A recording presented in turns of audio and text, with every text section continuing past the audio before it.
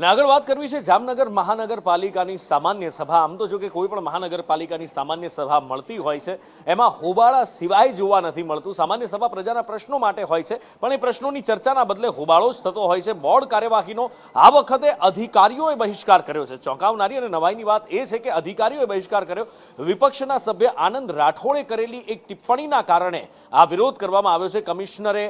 Commissioner વિશે આ ટિપ્પણી કરવામાં આવી હતી અને ટિપ્પણીને અયોગ્ય ગણાવી અધિકારીઓએ આ સામાન્ય સભામાંથી વોકઆઉટ કર્યું છે.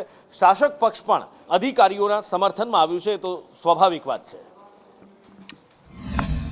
આજના બોર્ડમાં ચાલુ અધિકારીઓ વયા નથી ગયા, મને પૂછીને ગયા છે કમિશનર સાહેબના, કારણ કે જે વિરોધ પક્ષના સભ્યો હતા એ મજાક બનાવી, જે આ જનરલ બોર્ડ છે એમાં સભ્યતા હોવી જોઈએ, સેન્સ હોવી જોઈએ.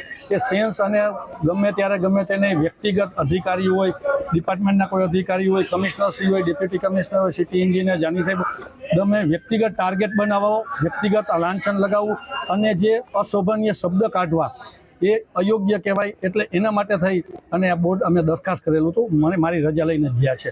આજના બોર્ડની માલિપાર જે 4-5 એજન્ડા લેવામાં આવ્યા એમાં ક્લાસ 1 ઓફિસરોને પ્રમોશન કરવાનો મુદ્દો હતો, બરોબર છે.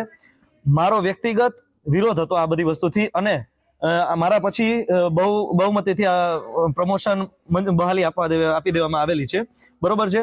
અને છેલ્લે જ્યારે આપણા પબ્લિકના અને પ્રતિનિધિઓના હિતની ચર્ચા માટે થઈને જ્યારે બોર્ડ આગળ વધતો હતો ત્યારે ન કરવાની એવી એક અધિકારીઓ ટિપ્પણી સભ્યશ્રીના વ્યક્તિગત ફેમિલી વિશે કરીને અધિકારીઓએ બધાએ વોકઆઉટ કર્યો છે.